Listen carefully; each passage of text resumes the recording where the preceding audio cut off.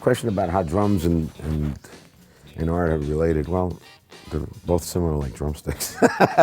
For one, I mean, it's easy to hold. That and a good Cuban cigar. I got a music bug. I mean, it was to play music than it was to paint. You know, there was obviously chicks involved. But when I was 14, then I started really playing.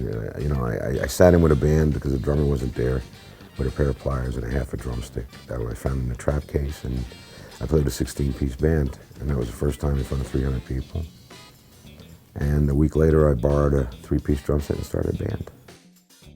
I got a call from a bass player friend of mine, Alec, and he says, I'm playing with this kid named Bon Jovi, and he has you know, something going on with radio station WPP at the time to win a contest, and you want to come check it out? And so I did, and you know, we formulated a friendship, and you know, I saw that this could be something interesting. So, you know, in any artist's life, whatever art or medium you're in, you have to take chances in life, and you have to go for it. Whether you go right or left depends on you, and you have the choice. It's a wonderful thing. You're not told what to do. So I decided to go with that, and it took several years before it became financially viable for me, you know, in my life, because I owned a house and stuff like that. But then, you know, it became the band it is today, 28 years later. Art through my life with Bon Jovi it's always been prevalent, and I would paint and really just give them as gifts to people, or charities or stuff like that. And it was a very private thing. I never showed my work to anybody until 1990, where we had a couple of years off, and I decided it was weird. It was like it was yesterday. It was Thanksgiving. I was in New Jersey. I was sitting in a car, and I saw a store that was closed, full of art supplies. I said, you know what? I need to paint. And so I came back, and that Monday, I went into a supply store and just started buying everything. And I hibernated for that 6 months. I lost 25 pounds.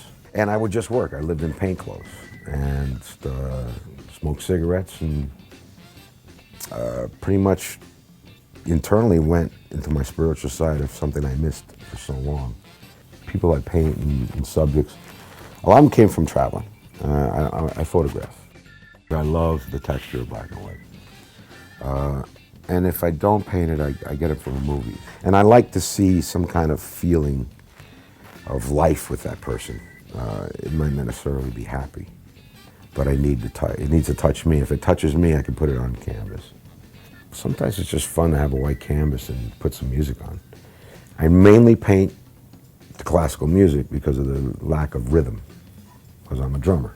I look at them as one of the same. There's music in the flow of a brush. There's a melody to the color you use.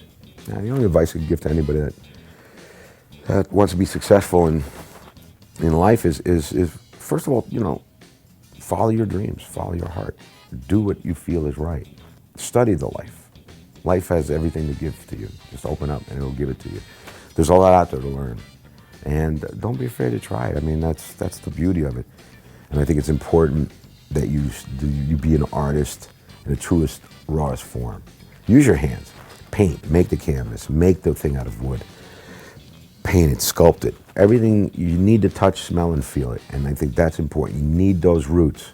Music's wonderful. I'm a drummer. I need a band to work with. So it's a collective. Art is myself. I'm by myself. I can paint anything I want. It's truly how I get my spiritual feelings out and into my body. It's the closest thing to God for me, because I truly get to get out what I have inside, and it fulfills a void as well. And I don't need a band to do it. I can do it by myself, and I can't get arrested for it.